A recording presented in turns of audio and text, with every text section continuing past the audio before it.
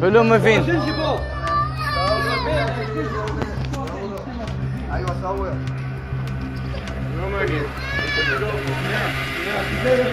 والله امسك صور תביא אותו שאני מחכה, מה קורה? מה אתה חושב לילד תבחש? מה יתקלם? امسك صور תעזוב את הילד, תעזוב אותו! תעזוב את הילד! תעזוב אותו! חלאס שמה, חלאס! רואה! תראה!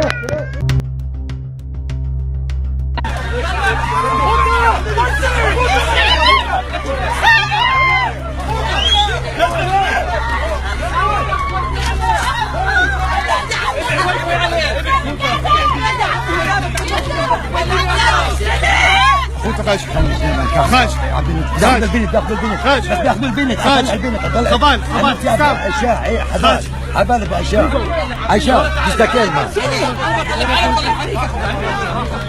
عيني تصير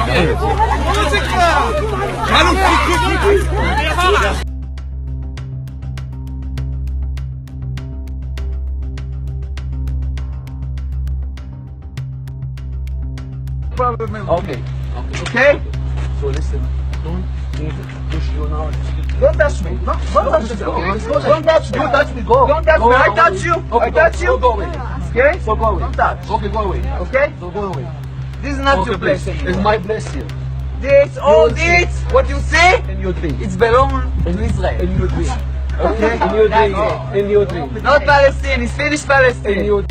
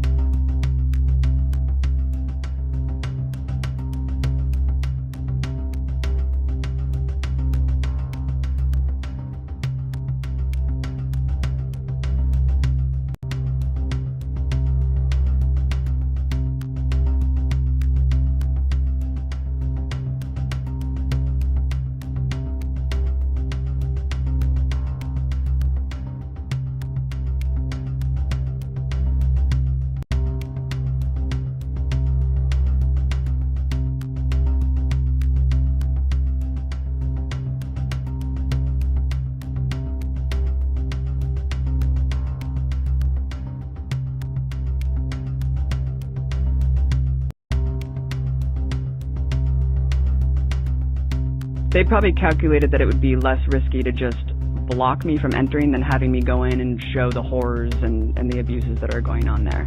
But I mean, we're talking about executing children in sniper scopes, and there's videos of these soldiers gleefully laughing. They are literally like, man, did you see his legs go up? Like, look at that shit, man. Oh, did you get a headshot? IDF soldiers have T-shirts where they have pregnant women in crosshairs. It says 1 shot, 2 kills. They have crosshairs of babies. What the fuck? And then not only that, but on top of all of this happening, you have colonial settlers who come down and they're cheering them on. They're like, this is the best show in town. They're sitting there drinking coffee and beer and just cheering on this massacre that's been going on for 4 weeks. Look at this. There it is. 1 shot, 2 kills. Wow. Yeah. That's crazy. Yeah. So Stand With Us and all these other organizations that work on the behest of the Israeli government to try to smear anyone who criticizes it, your time is up, man. People are waking up. You can't just keep executing people on camera and getting away with it. And, you know, if Stand With Us means stand with the snipers shooting kids from a sniper scope. Why are they doing this? They want to terrorize and put fear in the hearts of these people. They don't want them to protest. They want them to submit. They want them to submit, and they basically have dehumanized them to the point where they, you know, you can't put a kid in a sniper scope and kill him unless you've completely dehumanized him to the point where you think that he's an animal. And that's just how it works. I mean, they've been so dehumanized there, it's not even funny. And what these people are asking is very simple. They want the right to return, which is authorized by the UN when the refugees were expelled in 1948. The right to return to Israel. The right to return to Israel and live as equal citizens. It's not about, you know, it's not about expelling the Jews or people who live there. It's about living and coexisting and having equal rights, because right now there's an apartheid state where there's 50 discriminatory laws within Israel proper, not to mention the fact that the West Bank's under Israeli military law, not to mention the fact that Gaza is an open-air prison.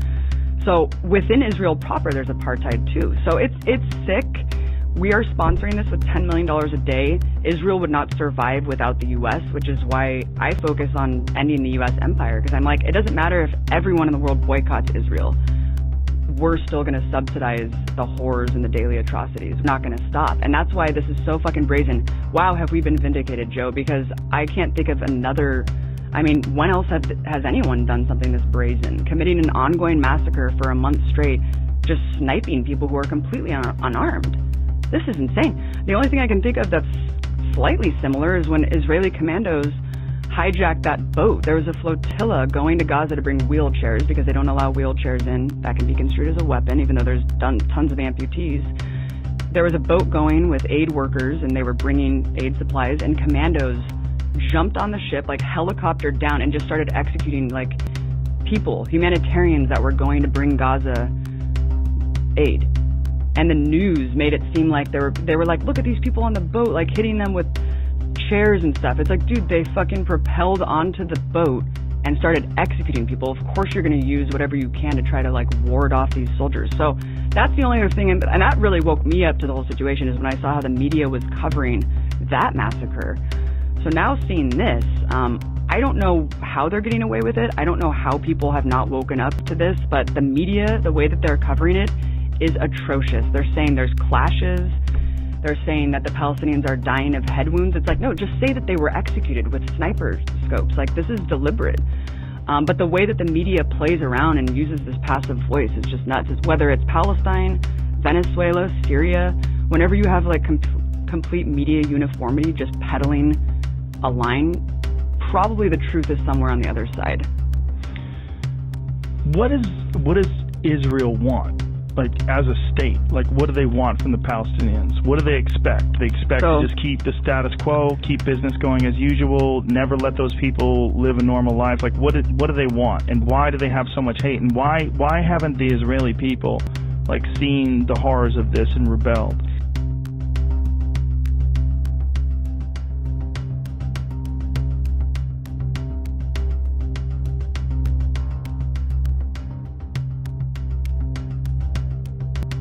Well, to be a leftist in Israel, it's difficult, and to be an anti-Zionist, it's even more difficult because you're rejecting your entire like identity, your religion as well as your political identity. But look, it's a settler colonial state, just like a lot of other things in the past. But this is different because it's ongoing, and ever since the inception of Israel to today, the colonizers who colonized that land always knew that there was an indigenous Arab population that they wanted to kill or expel, and that's still the goal. Like from Ben Gurion himself, the original, Prime Minister of Israel. I mean, he said there's so many Arabs here, we need to expel them and take their places. So it was never a land without a people and a people without a land. It was always overrun with Arabs, and they've always just wanted to expel the indigenous population so they can have an ethno-supremacist state. And that's really what it is. And that's so. Can you be? I'm sorry to interrupt you, but can you be a Muslim and live in Israel? Can you be a Muslim and live in Jerusalem? Yeah, but there's so many discriminatory laws that basically it's an apartheid state for non-Jews. Like in what way? Like what are the laws that? I mean, there's so many things that people can check out, but I would really recommend the work of Miko Pilet and Ronnie Barkin. They're two anti-Zionist Israeli-born Jews who have extensively talked about this. But I mean, just in the roads, like there's settler-only roads compared to Palestinian. Settler-only. Yeah, compared to Palestinian roads, people have different license plates. You have different ID cards. So if you are a person, segregated schools, like just all that stuff. So you can't go to a regular school? No, you can, but it's so segregated and hostile, and you're so indoctrinated from an early age to basically hate these people and think of them as the other. And I encourage everyone to check out interviews that I did with just average Israelis in the streets, because the genocidal rhetoric is very apparent and it's very open. And is these there a good people one are that we talking could to play me. right now? Sure. Yeah, check out Abby Martin, Israelis, candid interview with Did you Israelis. have one opinion of that situation before you went there and then a different one after you came back? Well, I didn't even know what Palestine was until I was 18 years old. So when people say, oh, you're only telling us one side of the story, look, I didn't know the Palestine side of the story until I was an adult, which really should say something about our education system and our media when you completely obfuscate an entire reality and are only told one side. But before I went there, I had a conception of what it was, but once you go, you really see how much worse it is. And what are you asking? Okay, this people? is good too. Okay. So yeah, start playing here. This is the thing, and also the Stand With Us people in the Israeli lobby basically said, oh, you cherry-pick these interviews, you only pick like genocidal people to talk to. What the hell are you talking about? I was in Jerusalem. There's a place called Tolerance Square. There's a bustling shopping area. I spoke to people from all backgrounds, all walks of life, and I just asked them very simple questions. What is it like to live here? How do you deal with the, problems? And basically they just were very, very readily comfortable to tell me very crazy genocidal things on camera, thinking that would actually look good for an American audience. So keep that in mind and check this out. People are sympathizing with the Palestinian plight. Can you talk about what it's like to kind of live in this situation? First of all, it's very hard. I'm in an organization. It's called Lahava. It's against the Jews shouldn't marry Arabs. Did you say the organization did what again? The organization is, the thing of it is that Jews shouldn't marry Arabs. Shouldn't marry Arabs. Yes. Why do you feel strongly about that? Because Jews is a special nation that God gave it to the Jews, and we don't want Jews to get mixed up together with a different nation. I think Israelis have to take over, and they have to kick them away. It will be much better not to kill them, just to go back to Arab countries. As if they didn't live there. People, there's no need to try. There's no need to talk to them. What we can do is when they do enough harm, we retaliate. That's war, and that's the situation that any Jew who lives in Israel has to deal with.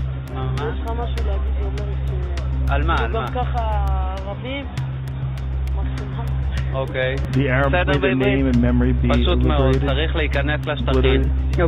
It's about to get really crazy. And if they kill terrorists, they'd be afraid to cause us any more trouble, and all will be fine. They'll be in their villages, and we'll be here. We don't have to live together, and everything will be just fine. Every Arab that's doing a terrorism attack, we have to kill him, and not because he's an Arab, because he's a terrorist. I think you should also kick out the family, because it all begins with chinuch. I would say he's wearing a Sons of Anarchy t-shirt, by the way, which is just so strange. The kids does, it's families. This is insane.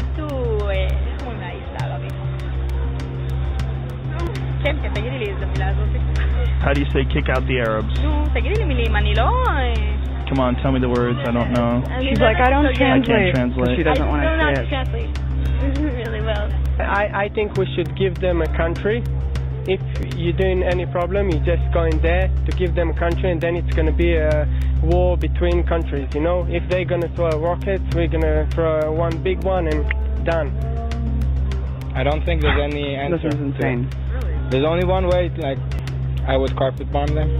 You would carpet bomb them? It's the only way you could deal with it. Like, or try to stop them a different way. It never worked. You mean all Arabs or Gaza or? I believe that they, like, I hope to believe they're not, but I do think they are, because I don't trust them. One more crazy one coming up. And that's the only way I believe that. The only way is just to stop it completely. I think that we're miserable. The Arabs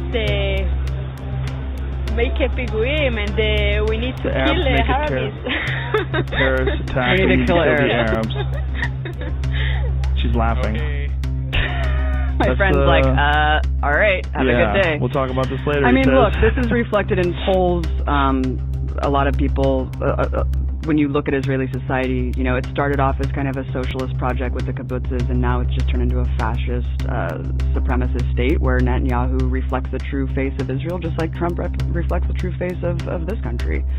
And when it's getting too toxic for even Natalie Portman to be this ambassador to Israel, you know that the tide is turning. But unfortunately, there's so much shit going on.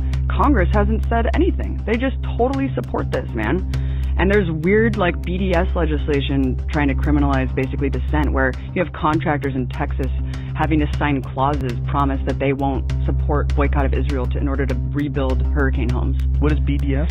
Boycott, divestment, sanctions. It's the movement that Palestinians have asked us to help them to, boycott. And that's what Stephen Hawking was all about. He boycotted scientific conferences in Tel Aviv. So this is what we got to do, and we have to fight our government to stop endorsing these massacres and atrocities. Well, obviously this attitude that these people have is coming from a place, and they were talking about terrorist attacks. Like, how many terrorist attacks are actually happening in Jerusalem or in Israel? If you look at the breakdown of terrorist attacks, how many are against soldiers?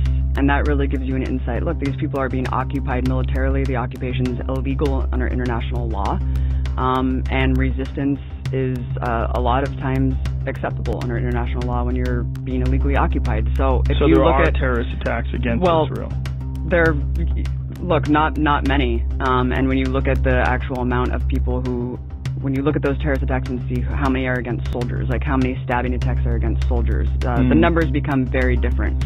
Don't you think it's a bit different in Israel, and they're more unified because of the fact that mandatory military service exists? Totally. So everyone is, if soldiers are attacked, citizens are attacked. They're all the same thing. Everyone is a soldier in Israel, essentially. Well, no, a lot of these are like armed soldiers that are. Right, but I'm saying everyone identifies with that because they have to do military time. Yeah. During the last massacre in Gaza in 2014, like half of the Israeli soldiers that died were American. Because that's what the colonial settlers are. They go over there from New Jersey and they just post up on top of an Arab village, and this is what's happening. I mean, it's half of the soldiers that died were American soldiers. A lot of them were. I'm not actually sure about the statistics, but I remember a lot where I was like, why are so many Americans going over there, 17-year-olds, and joining the IDF? Right. I mean, how bizarre is that?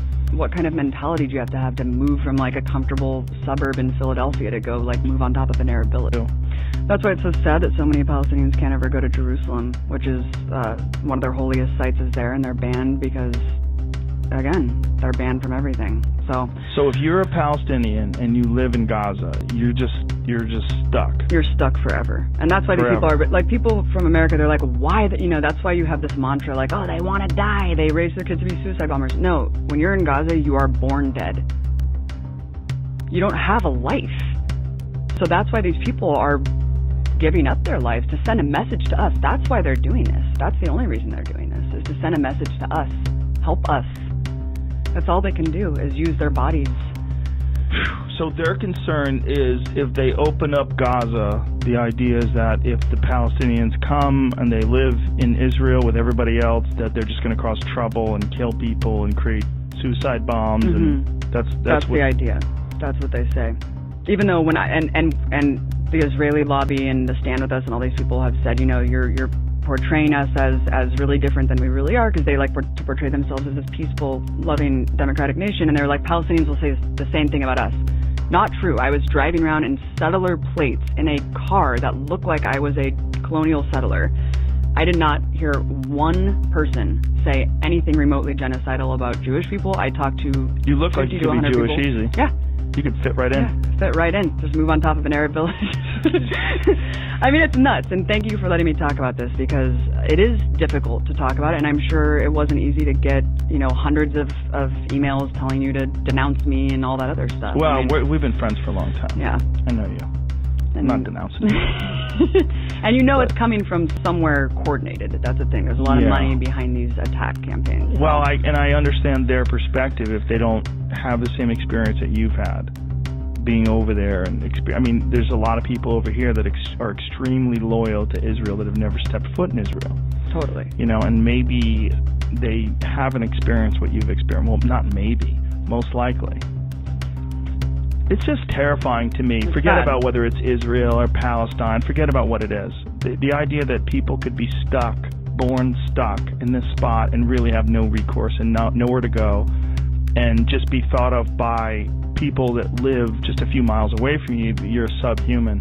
And that the fact that someone can make that T-shirt with 1 bullet, 2 kills, and show a pregnant woman with crosshairs on her belly, that scares the shit out of me. That is Nazi Germany. The fact that they can't understand that this treatment of the Palestinians in that T-shirt is essentially the same way the Nazis were looking at the Jews. It's treating people as the other. It's a very difficult to understand quality of human psychology, is that when we're in conflict with another nation, another person, we think of them as less than us, like literally less human, not human. The enemy. They're that thing that we have to stop, and it's been a part of warfare since the beginning of time.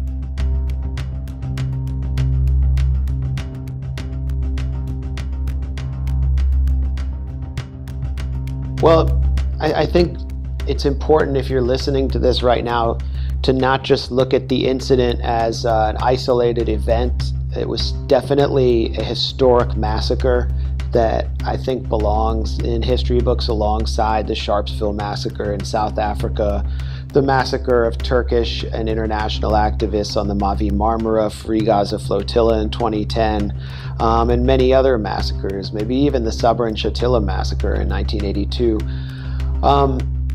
But we have to understand why the protest was taking place and why Israel responded so harshly. And to do so, we have to understand what the Gaza Strip is. And it really does go back to the Nakba, as you mentioned, Robbie. It goes back to 1948, 1947 and 48, when over 400 Palestinian villages were destroyed systematically by Zionist militias and then the Israeli army. 750,000 people or so were driven from their land and homes, turned into refugees in order to found the Jewish state of Israel, an exclusively Jewish state whose existence as such is predicated on the maintenance of a Jewish majority. That means, in historic Palestine, where most people are Arab and non-Jewish, you have to keep them out. And so one of the most convenient places to warehouse people was the Gaza Strip. Over 300,000 people went south towards Gaza in 1948. It was then controlled by Egypt. And in the early 50s, they began to mobilize as Fedayeen, or resistance fighters, under the watch of Gamal Abdel Nasser. And Israel instituted a policy under Prime Minister David Ben-Gurion of shooting them, anyone who crosses that Gaza border, which was then just kind of covered with a little bit of barbed wire, to keep them out. Israel also passed laws like the Prevention of Infiltration Act. I think it was passed in 1953, and it defined all Palestinians who had been turned to refugees as infiltrators, which meant that if they were caught inside what was then Israel, they would be arrested, usually brutally arrested by border police, and then they'd be taken on trucks and dumped in Gaza. In other cases, outside of the town of Ashkelon, what's now Ashkelon, which is in southern Israel, it's really close to Gaza. Sometimes it gets hit by rockets from Gaza. At the time, it was known as Askalun in Arabic, and its population was put in a concentration camp after 1948 and was held in barbed wire. An Iraqi Jew who was put in the town to replace the Palestinian population, Naim Giladi, wrote a book called Ben Gurion's Crimes, and he talked about sneaking through the barbed wire into the concentration camp to speak Arabic with the Palestinians. And that's when he developed this deep, abiding hatred for Zionism, when he realized what was going on. And then he watched them loaded into trucks, and they were taken into Gaza and dumped there. And so the population, I mean, Dan and I have met the grandchildren of those people in Gaza who say, oh, look at those lights up there, up to the north in Eshkol, that's where my family's from.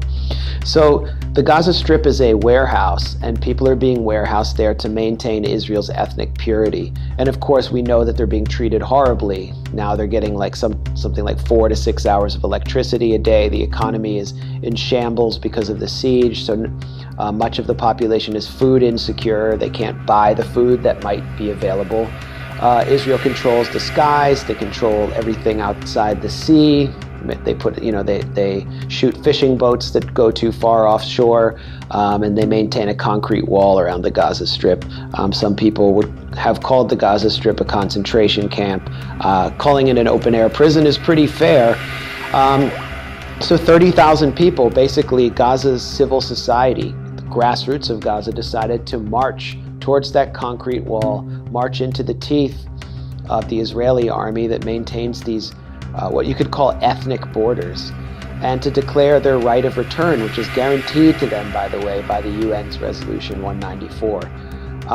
So the march was really about resisting being warehoused forever. It was like a prison break.